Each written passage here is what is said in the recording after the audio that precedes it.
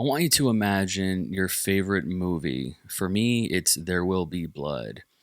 The protagonist, Daniel Day Lewis, goes through hell and comes back. And whatever your film is, your favorite movie, I promise you that that main character, the protagonist, even if it's an anti hero, goes to hell and back. And you know what? It makes him a little cuter.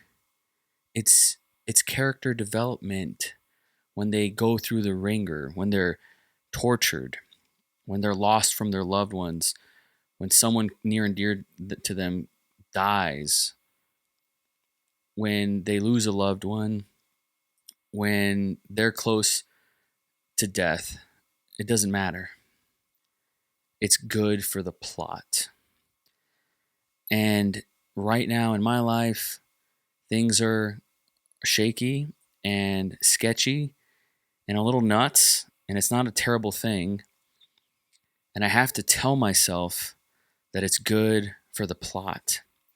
Now, shout out to filmmaker Cam Cord, who is the person that I first heard ever say this. It's good for the plot. So I feel like the hero always faces those challenges, the protagonist. And if they didn't, would the story be as compelling? What if we viewed our own struggles as necessary for our personal growth? My mentor, Dakota Meyer, says that they're either obstacles or opportunities. As a story minded guy, I prefer to look at them as opportunities. So, if you're the main character in your story, every challenge is a part of your journey. It doesn't matter if you're Harry Potter, if you're Frodo, Joseph Campbell's hero's journey, it doesn't matter. You're the one that's faced with the tasks of putting that ring into Mordor, of carrying the burden, of being the one. And if you listen to this pod, something tells me that you fuck with that star seed energy, which I just learned what that was. You're chosen, man. You're one of the chosen people, you know? You're special. You're here for a reason. You're different. If you're listening to me, something tells me that you're like me. You were the black sheep in your family. You had challenges, maybe you still do, that you haven't overcame yet. I know I certainly do. But that's character development. That's adversity. Every story, characters grow through adversity. I can't think of one where it doesn't happen, or there isn't that dark night of the soul moment. The climax is just peak heat. And that's how we get shaped into stronger, self-actualized, wiser individuals. My favorite stories, my favorite films is when a character's eating shit the whole way through. I recently was lucky enough to watch Spider-Man 2, Sam Raimi's Spider-Man 2 with Doc Ock. Was able to watch that in the theater. They showed it over here in Austin at in 35 millimeter.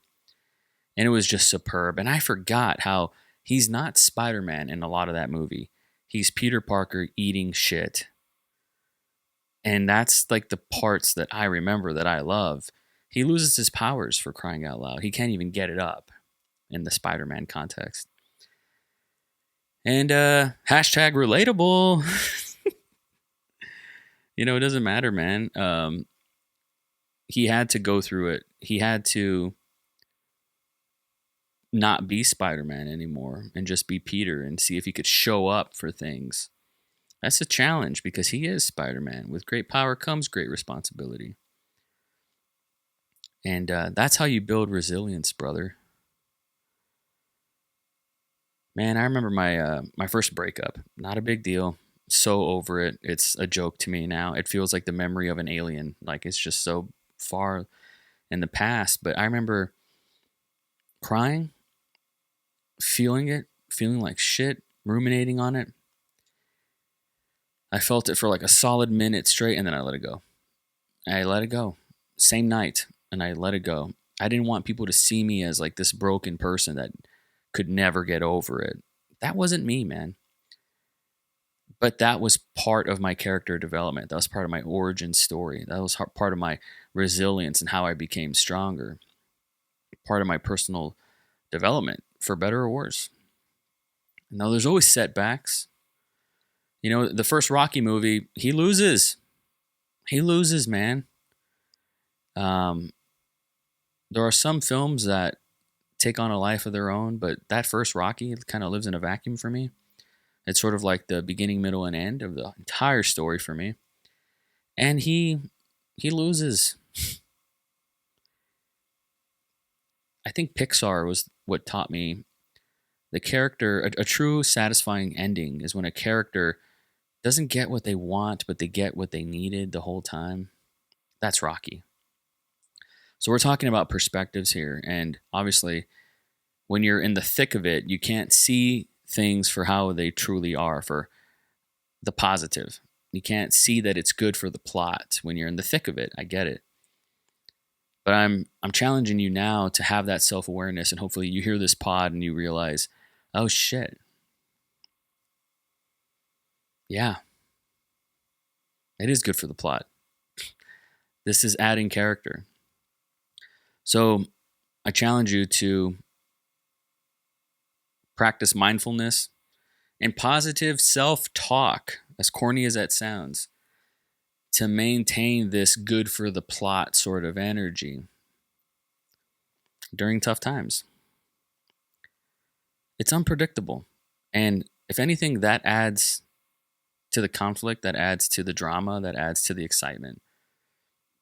Just as unpredictable twists make a story exciting, these elements add depth, character, battle scars, intrigue, mystique.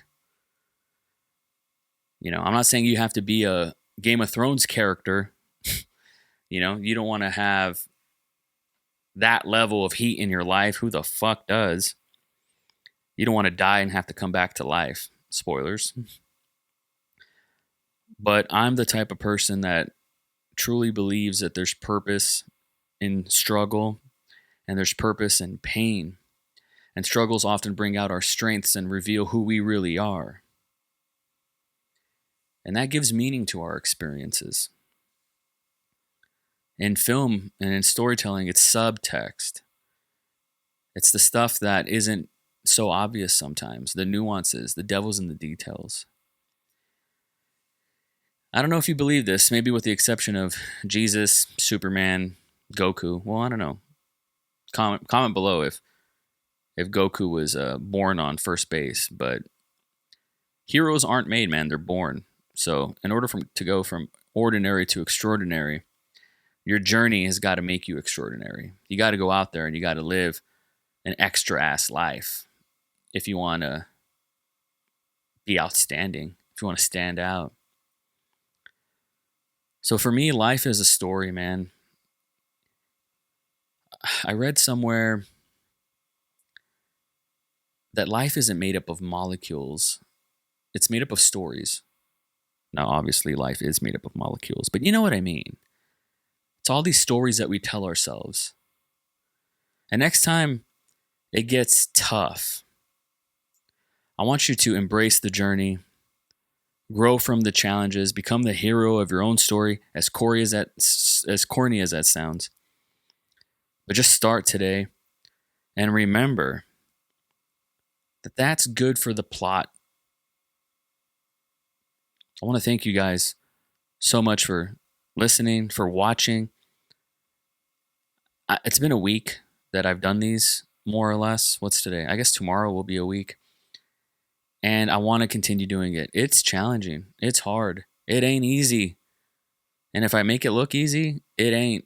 Showing up and making this a priority is really hard. But to quote Bojack, it gets easier.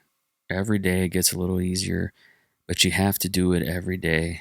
That's the hard part. But it does get easier. I'm hoping for that anyways. What does day 500 look like? We're going to try to make these more and more compelling. Comment below and let me know how you feel about this. And thank you so much for watching. Please go to Spotify and give this 5 stars if you enjoy it. I want to have 100 ratings by the end of the year. Hopefully they're 5 stars. That'd be sick. Share this on your social media platforms, Instagram, LinkedIn, Facebook, I don't care, TikTok. We're going to chop these up into clips soon and spray them all over the internet, spray and pray. And it's coming with time. I'm pretty busy. But I'm showing up for you guys, and I'm showing up for me because it feels right. What does day 500 look like? Keep a force field around your heart, and I'll see you guys on the next episode. Peace.